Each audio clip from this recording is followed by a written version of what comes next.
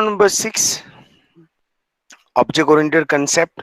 उसके अंदर हमको सबसे फर्स्ट ऑब्जेक्ट के अंदर क्लैरिफाई किया था, जैसे मैंने आपको फिजिकली भी, राइट, ऑफलाइन भी मैंने ऑलरेडी 2 बार ये चैप्टर क्लैरिफाई कर लिया है, पर अभी के लिए आपको चार्ट बनाने के लिए ये इंपॉर्टेंट रहेगा। ऑब्जेक्ट ओरिएंटेड कंसेप्ट के अंदर सबसे पहले ऑब्जेक्ट क्या है, उसके ऊपर डिपेंडेंट प्रोग्रामिंग क्या है, वो दोनों क्लियर करना इंपॉर्टेंट है हमारे लिए। इसके बाद ही समझ में आएगा। तो हमारे यहाँ पे 1 बाय 1 सेशन के अंदर सबसे पहले ओपी का कंसेप्ट क्लियर करना पड़ेगा आपको, ऑब्जेक्ट ओरिएंटेड है क्या। इसके बाद व्हाट इज ऑब्जेक्ट, वो भी क्लैरिफाई करना पड़ेगा। Introduction to class diagram, you know very well, chapter 7 के अंदर हमने जितने भी प्रोग्राम मैंने आपको आपको लिखने के लिए भी दिया था और प्रैक्टिकल भी हमने कर चुके हैं। तो जावा के जितने भी प्रोग्राम है, ये ऑब्जेक्ट ओरिएंटेड के अंदर कंपलसरी क्लास डायग्राम लर्न करना इंपॉर्टेंट है। दैट्स मींस जावा का स्ट्रक्चर है। तो उसको क्लास डायग्राम को कितने पार्ट में डिवाइड किया गया था, 3 सेशन के अंदर। Okay, what is OP element, element के अंदर सबसे फर्स्ट है अनकैप्सुलेशन। यू नो वेरी वेल अनकैप्सुलेशन का मीनिंग क्या होता है। What is data abstraction and message. जैसे अनकैप्सुलेशन के अंदर मैंने आपको समझाया था, डेटा को रैपिंग करना हो, राइट, हाइडिंग द कॉम्प्लेक्सिटी जैसा कंसेप्ट हो तो एब्स्ट्रैक्शन है मैसेज। भाई देखो, इतना डेटा हाइड है, सिक्योरिटी है, फिर भी वो डेटा को हम पूरे वर्ल्ड से कहीं से भी कॉल कर सकते हैं। जैसे इनवॉक जैसा कोई परफॉर्मेंस हो तो message. And then 6.4.3, what is a polymorphism.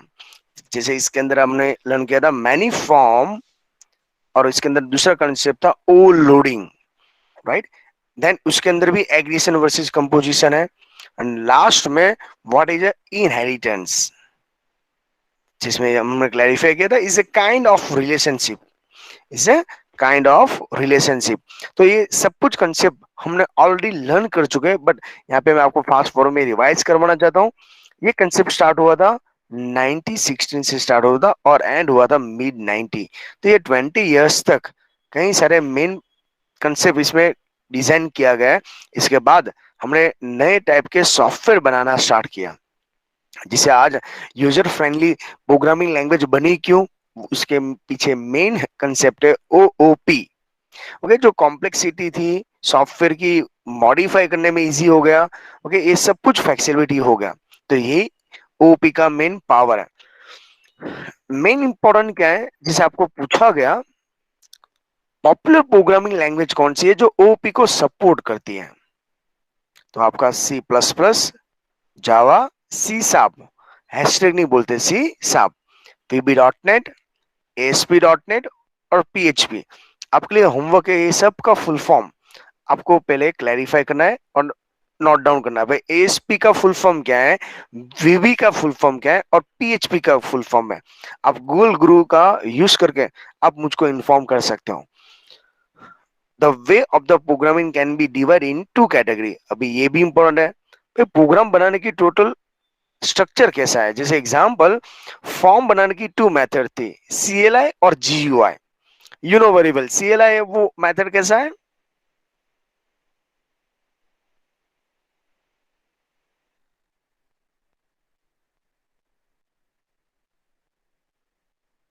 आ सकते हो। सेम प्रोग्राम बनाने की टोटल कितनी कैटेगरी है, एग्जाम में पूछा गया कितनी कैटेगरी है, 2। कौन सी, structure and procedure and object oriented. हमारे कंसेप्ट के अंदर अभी जिसे हम लर्न कर रहे हैं उसमें मेन फोकस है ऑब्जेक्ट ओरिएंटेड को देखें। और इसके लिए यहाँ पे क्लैरिफाई किया, focus on function which operated on data. हम यहाँ पे इसके ऊपर ही फोकस करेंगे। जो प्रोसीजर था ना, उसके अंदर ऑपरेटर फंक्शन या विटन द डेटा, उसके ऊपर फोकस किया गया है। देखिए एक एक पॉइंट यहाँ पे क्लैरिफाई कर दिया है। अभी देखो, ये एक ऐसी प्रोग्रामिंग लैंग्वेज नहीं है, कितनी है, कितनी है, पूरी family of the tree 2400 plus programming language है। Just kind for your knowledge, future में आपको, जैसे स्टार्टिंग हुआ था यहाँ से, फॉर्टन नाम की एक लैंग्वेज बनी थी। उसके बाद आपने बेसिक के बारे में क्लैरिफाई किया होगा। बेसिक के बाद आपने इनके स्टडी किया हो तो पास्कल नाम का प्रोग्रामिंग लैंग्वेज आपने स्टडी किया होगा। इसके बाद स्टार्ट हुआ था जावा, जावा के बाद सी प्लस प्लस और जावा। और इसके अंदर देखो पाइथन नाम की लैंग्वेज है, वो कहाँ से बनी है? सी प्लस प्लस का भी यूज किया है, ओके, सी का भी यूज किया है, जावा का भी यूज किया है। तो हमारा मेन टारगेट तो दैट्स मीन्स अभी जो रूबी, जो हमने चैप्टर नंबर 3 के अंदर लर्न किया था, याद है आपको? कौन से पॉइंट के अंदर हमने इस क्लैरिफाई किया था? रूबी, बोलो।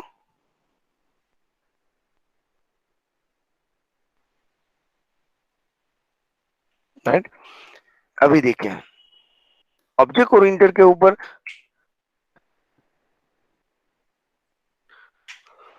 Procedure object oriented programming language के अंदर कौन से फोकस किया गया है? ग्लोबल डेटा, अभी देखना ये कौन सी है? प्रोसीजर, जो हमारी फर्स्ट कैटेगरी है। उसके अंदर फंक्शन तो होता है, फंक्शन 1 2 3 4। उसके अंदर लोकल डेटा यहाँ पे, लोकल डेटा यहाँ पे, यहाँ पे। देखिए इस स्ट्रक्चर आपको याद रखना है, यही आपको नोट डाउन भी करना है, ओके, जिससे आपको और भी कंसेप्ट क्लियर हो जाए और फ्यूचर में ये हमारी ऑब्जेक्ट ओरिएंटेड जो इसके बारे में हम क्लैरिफाई करने की ट्राई कर रहे हैं। इसके अंदर क्या था, देखो यहाँ पे ग्लोबल डेटा ऊपर होता है टॉप लेवल पे, और वो उसमें फंक्शन बनाते हैं एक दूसरे का। कई सारे फंक्शन है वो दोनों साइड ज्वाइंट होते हैं। इसके लिए ये थोड़ा टीडियस था, लॉन्ग प्रोसेस करना। यहाँ पे क्या किया, एक पॉइंट यहाँ पे, एक पॉइंट यहाँ पे, एक पॉइंट यहाँ पे।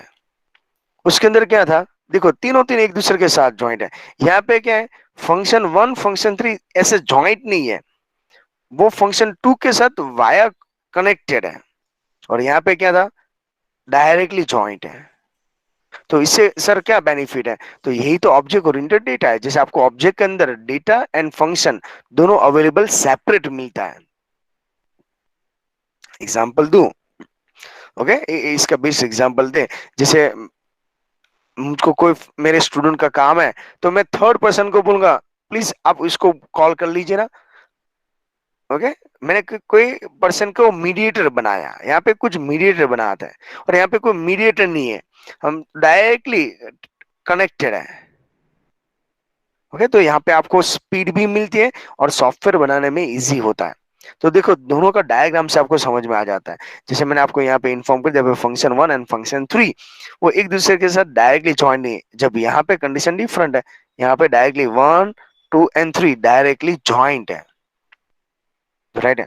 इसके बाद हम थोड़ा सा पॉइंट और भी क्लैरिफाई करें। जैसे ऑब्जेक्ट ओरिएंटेड के अंदर, प्रोग्रामिंग के अंदर मेन फोकस किसके ऊपर गया है,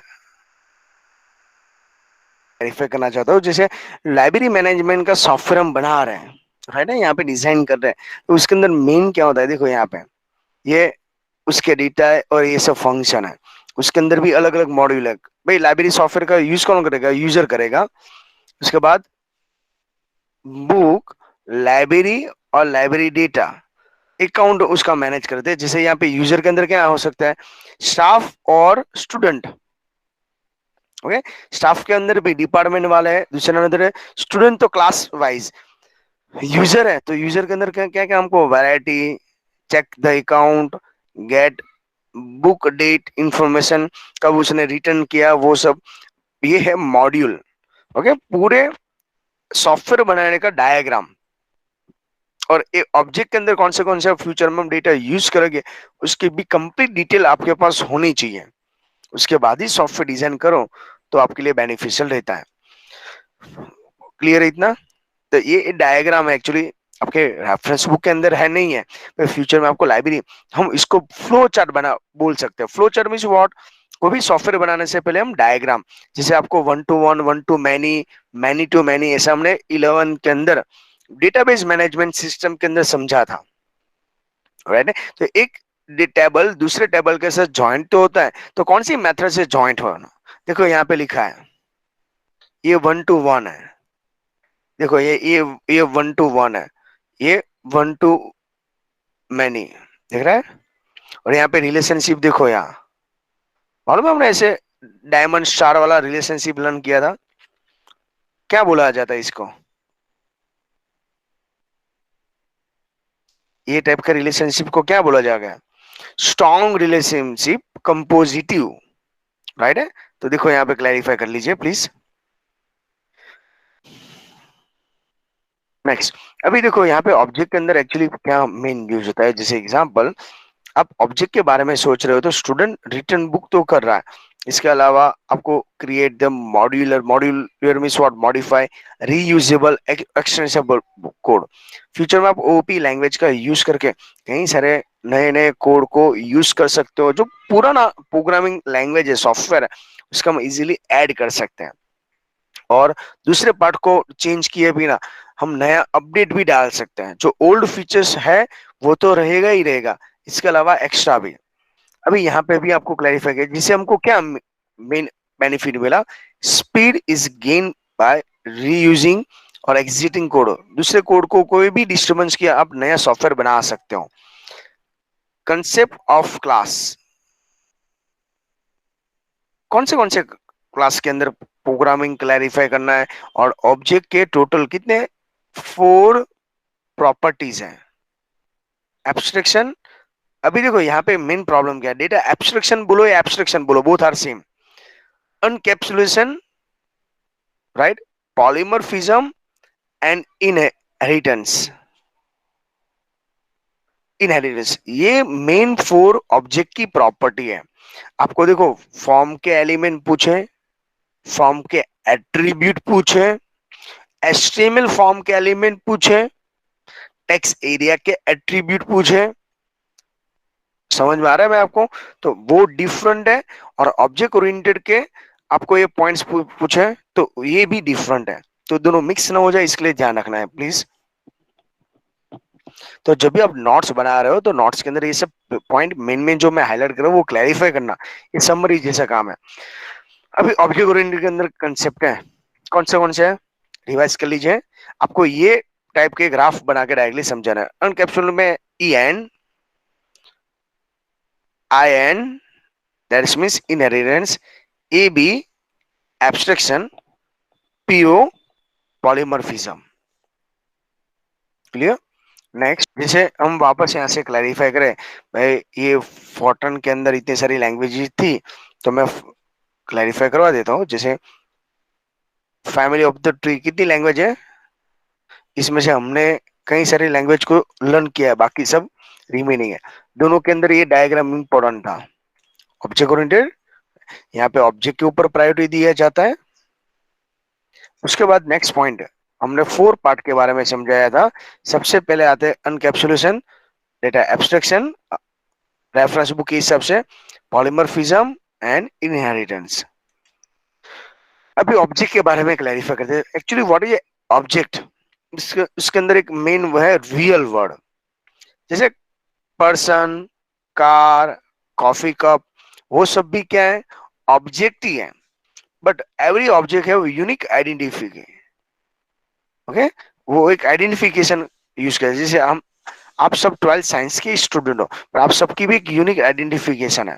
ओके, कोई बायोलॉजी का स्टूडेंट है, कोई मैथ्स का स्टूडेंट है।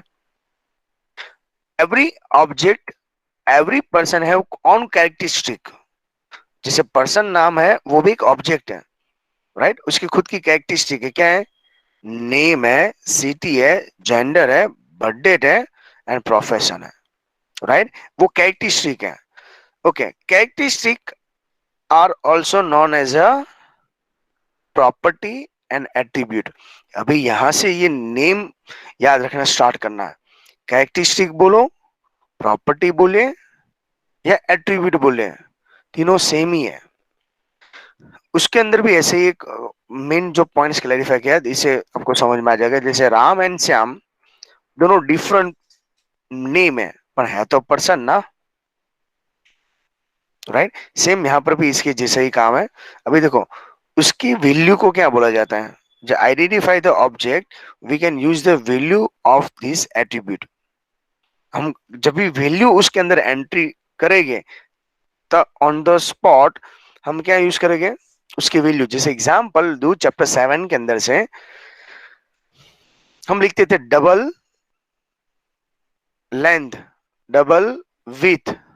ओके, तब हमको यहाँ पे क्लैरिफाई करना है, जैसे वैल्यू को क्या बोला जाता है, स्टेट, स्टेट को क्या बोला जाता है, वैल्यू। क्लियर हो रहा है।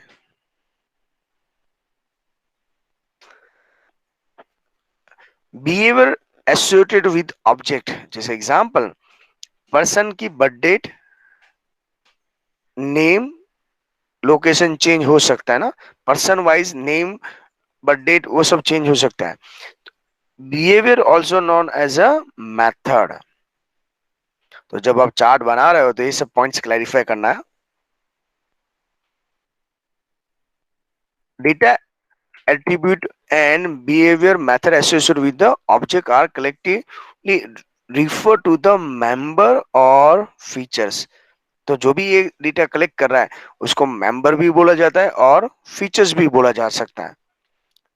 We when we design the for any software, आप कोई भी सॉफ्टवेयर डिजाइन कर रहे हो, राइट है, कोई भी सॉफ्टवेयर डिजाइन कर रहे हो तो उसका भी एक मीनिंगफुल कंसेप्ट होना चाहिए।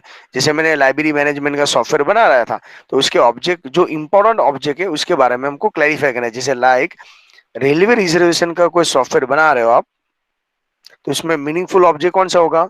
Train, passenger, ticket and station, ये उसके मेन ऑब्जेक्ट है, राइट है। अभी हम यहां से स्टार्ट करते हैं। What is a class? Class means what? Set of the object are absolutely equivalent or different only in the value different attribute। That's means ये जो लाइन समझाना चाहता है उसको बोला जाता है ब्लूप्रिंट। कलेक्शन ऑफ ऑब्जेक्ट, उसकी डेफिनेशन देखो, class is a template for the multiple object with similar feature. जैसे मैंने अभी आपको एक डायग्राम दिखाया था लाइब्रेरी का, याद है? उसके अंदर लाइब्रेरी एप्लीकेशन था, साथ में सॉफ्टवेयर वो सब भी था। तो यहाँ पे ये सब पॉइंट्स क्लैरिफाई कर चुके हैं। उसके जैसे ही है, क्लास के अंदर ऐसे भी हो सकते हैं group of object with similar features. Common attribute होना चाहिए और कॉमन बिहेवियर होना चाहिए। उसके अंदर भी ये कॉमन है। उसके अंदर भी ये भी क्लैरिफाई करना, object is same class share for common symptoms purpose. जैसे एग्जांपल मैंने आपको एग्जांपल दिया था, आप और मेरे में दोनों में डिफरेंट क्या? आप भी पर्सन हो, मैं भी पर्सन हूं, राइट है। कॉमन फीचर्स है, इसके लिए हमारे कई सारे एट्रीब्यूट कॉमन आ सकते हैं। लाइक आपका भी नाम है, मेरा भी नाम है, ओके, आपकी भी बर्थ डेट है, मेरी भी बर्थ डेट है। तो ये कॉमन एट्रीब्यूट है, बट उसके इनसाइड जो वैल्यू है ना वो क्या हो सकता है? डिफरेंट। बट ये कॉमन सिम्टम्स का मीनिंग क्या है? आपकी साइंस के स्टूडेंट हो और मैं साइंस का ही सर हूं, ये कॉमन सिम्टम्स हुआ है, राइट। तो एग्जांपल यहां पे दे दिया है, class name is a person, okay. उसके कॉमन एट्रीब्यूट होते हैं, बिहेवियर ऑफ ऑल पर्सन वो चेंज होता है। सर नहीं समझ में, ओके, ये डायग्राम के थ्रू आपको समझ में आने लगेगा एक्चुअली जो मैं समझाना चाहता हूं। तो आपको ये क्लास का नाम है पर्सन, उसका name, city, gender, birth date, profession, ये कॉमन एट्रीब्यूट है। बट यहाँ पे वैल्यू चेंज हो रही है। वैल्यू क्या हो रही है? चेंज। देखो इतने सारे पर्सन है, उसका नाम तो है ही सेम है, पर उसकी वैल्यू क्या हो रही है? चेंज है। तो यहां से यही क्लैरिफाई करना है। तो देखो इसके हिसाब से समझ में आ जाएगा। एक कॉमन है, क्लास क्या है? Class student. तो common attribute name, roll number, set name.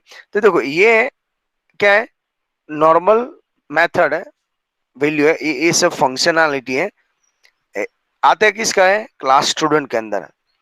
But देखो इसका नाम कुछ अलग होगा, इसका नाम कुछ अलग होगा, इसका नाम कुछ अलग होगा, इसका नाम भी कुछ अलग होगा, राइट। आप देख रहे हो यहाँ पे ये कितना हैप्पी है, और ये बेचारा देखो, ऑब्जेक्ट है ना, सब क्लास के स्टूडेंट है, राइट। पर ऑब्जेक्ट वाइज उसका रोल नंबर डिफरेंट है, नेम डिफरेंट है, ओके, और सबका फंक्शन डिफरेंट है।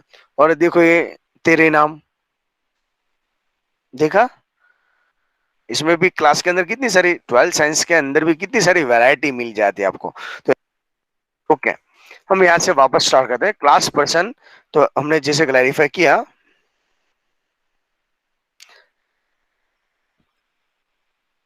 पर्सन ये एट्रीब्यूट, उसकी वैल्यू डिफरेंट, इसका डिफरेंट, इसका डिफरेंट, डिफरेंट, फिर भी ये सब एक ही क्लास में आता है। कौन से क्लास के अंदर? पर्सन के अंदर। अभी हम यहाँ पे क्लास डायग्राम स्टार्ट करते हैं, जो ऑलरेडी आप चैप्टर 7 के अंदर प्रोग्राम बना चुके हैं। जैसे चैप्टर 7 का फर्स्ट प्रोग्राम था, नाम याद है किसी को? कमेंट के अंदर मुझको इन्फॉर्म करो ना प्लीज।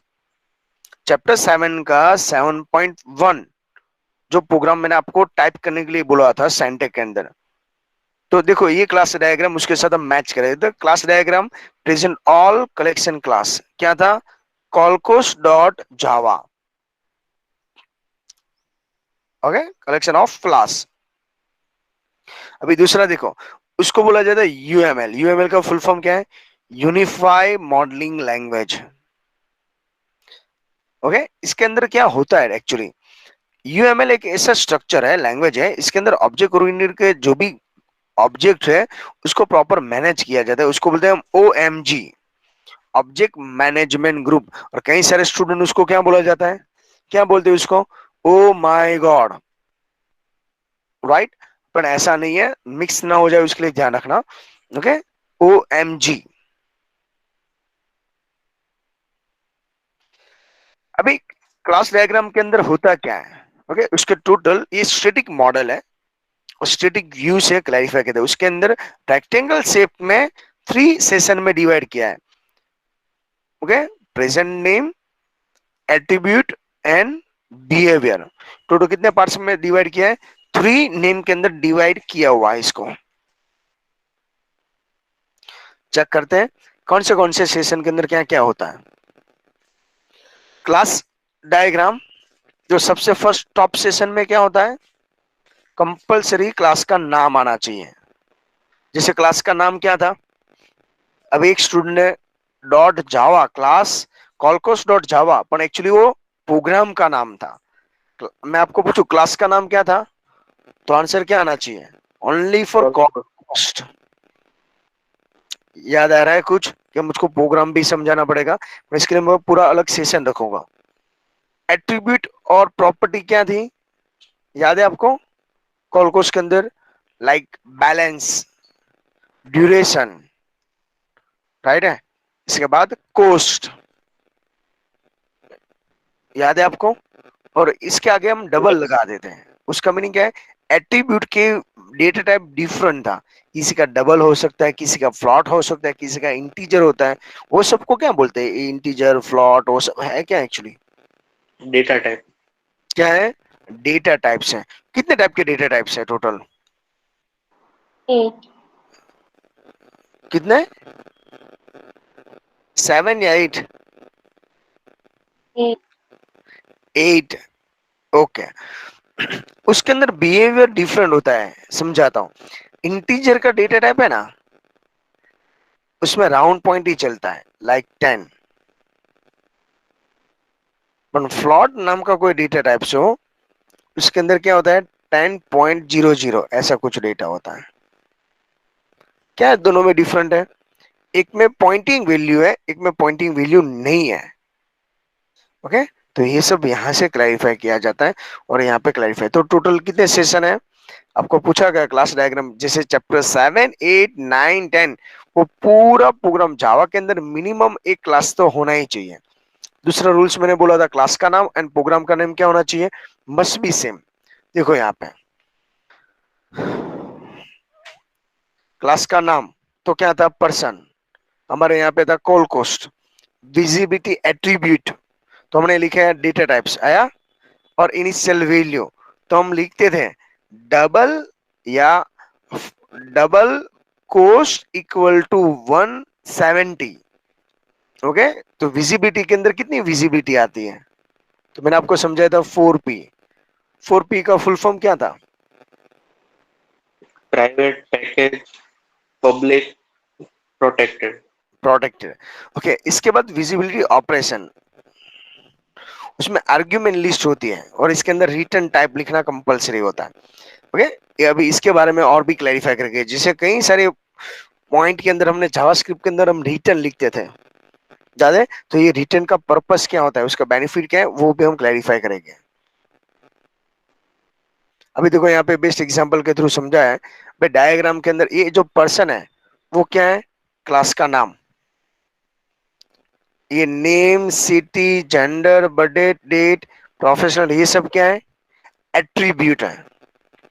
ये नेम है, ये एट्रीब्यूट है, विथ विजिबिलिटी भी है। देखो माइनस है, तो ये माइनस का इंडिकेट करता है। बोलो अभी,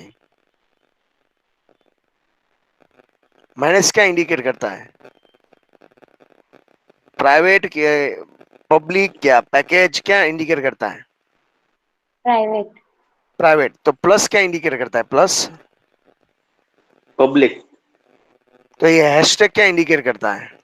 प्रोटेक्टेड। और tilde sign package. Package. By default क्या होता है? Package. Package.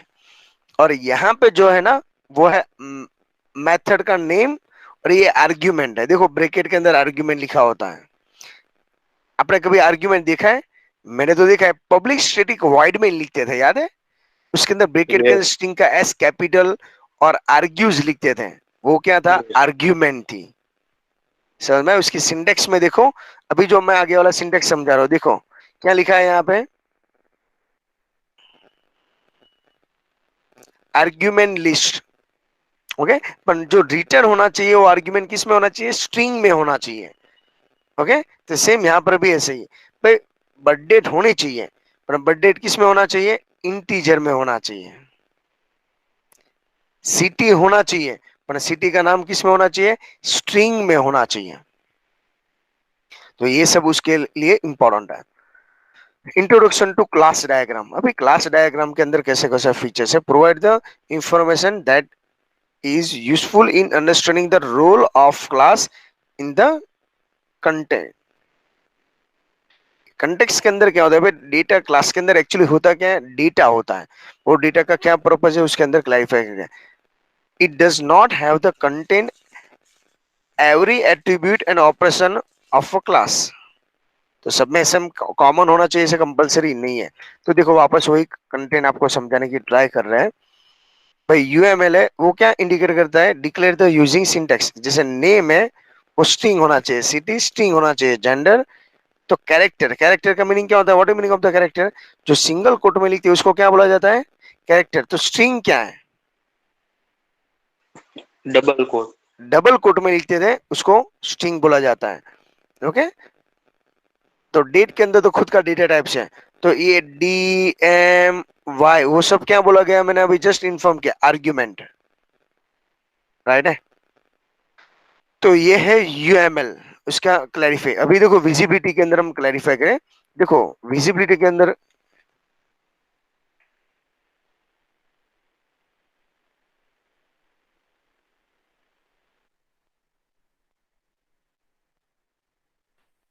Visibility point, total कितने विजिबिलिटी है?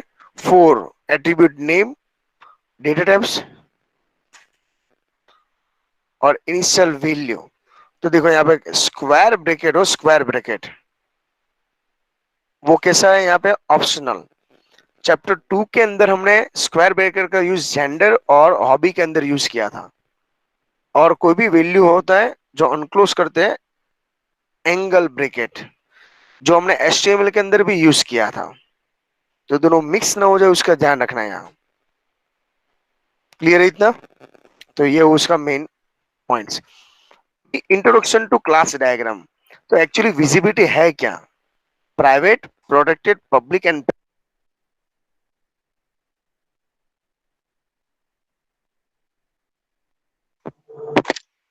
सर आपकी वॉइस नहीं आ रही।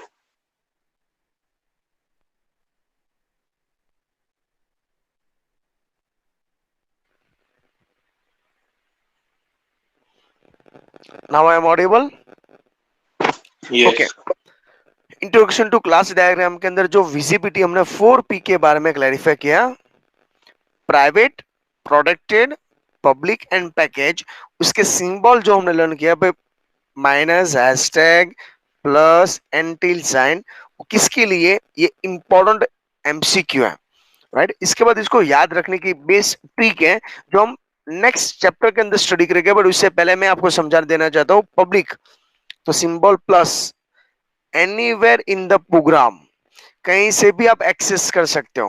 ओके। इसके लिए हम पब्लिक क्लास कॉल को लिखते थे, और नेक्स्ट लाइन में पब्लिक स्टैटिक वॉइड में लिखते थे। तो ये 4 जो वर्ड है ना, वो रिजर्व वर्ड है। तो मैंने आपको बोला था रिजर्व वर्ड का दूसरा नाम क्या बोला था? कीवर्ड। क्या बोला था? कीवर्ड। Okay, private. तो प्राइवेट के अंदर कौन सा सिंबल है? माइनस। प्रोटेक्टेड के अंदर हैशटैग। ओके, देखो यहाँ पे प्राइवेट के अंदर ओनली फॉर क्लास के अंदर ही डिफाइन किया जाता है। Protected means what? वो क्लास के अंदर और प्लस उसका जो सब क्लास है उसको थ्रू भी चलेगा। पैकेज, जब instance of the other class, जो बाय डिफॉल्ट होता है सेम पैकेज विद इन, तो ये पब्लिक और पैकेज थोड़ा सा सेम है। सबसे हाई सिक्योरिटी किस में मिलती है मालूम है? प्राइवेट के अंदर। उससे थोड़ी सी लेस प्रोटेक्टेड। ओके, और उसके बाद पब्लिक। तो ये first number security, second, third and ये फोर्थ है। इसमें से कुछ भी नहीं लिखते हैं तो बाय डिफॉल्ट क्या होता है? पैकेज होता है। तो ये याद रखने की ट्रिक है, जब भी आप नोट्स बना रहे हो तो ये ऐसा कुछ चार्ट बना के क्लैरिफाई कर सकते हो। जैसे एग्जांपल क्लास डायग्राम के अंदर डेटा टाइप की बात करें, टोटल हमारे पास 8 टाइप्स के डेटा टाइप्स हैं। उसके अंदर जैसे नेम है वो स्ट्रिंग होना चाहिए। नेम कैसा होना चाहिए? स्ट्रिंग होना चाहिए। ओके, इसके अंदर हम क्लैरिफाई करें स्ट्रिंग मींस व्हाट? जब डबल कोट में लिखते हैं उसको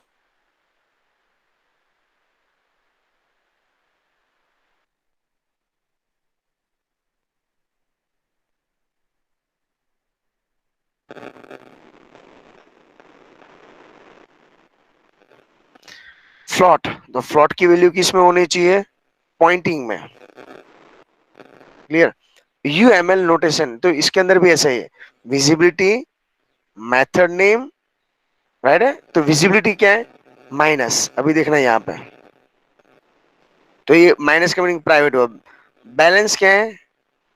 मेथड का नाम। फ्लॉट क्या है? पैरामीटर्स। और फ्लोटिंग पॉइंट 0.0 क्या है? Data types. ओके, तो ये एक से ज्यादा हमको पैरामीटर डाउनलोड मिस यूज करना हो तो हमने सेपरेट किया था, राइट? क्लैरिफाई करना हो तो हमने यहाँ पे क्लैरिफाई किया हुआ है। ऑब्जेक्ट, तो देखो ऑब्जेक्ट क्या है? पर्सन था, वो क्लास का नाम था। तो P1 एंड P2 ये दोनों क्या है? ऑब्जेक्ट है। Doctor Meera, Vadodara, F, birthday, doctor, ये उसकी वैल्यू है। तो ये सबके कॉमन एट्रीब्यूट देखो, ये पर्सन 1 और पर्सन 2, जो एक्चुअली क्लास का नाम कौन क्या है? पर्सन। ऑब्जेक्ट क्या है? P1 P2, और उसके एट्रीब्यूट है name, city, gender, birthday and professional, ये भी ऐसे ही है। ओके, तो यहाँ से आपको ये पॉइंट्स क्लैरिफाई करना है।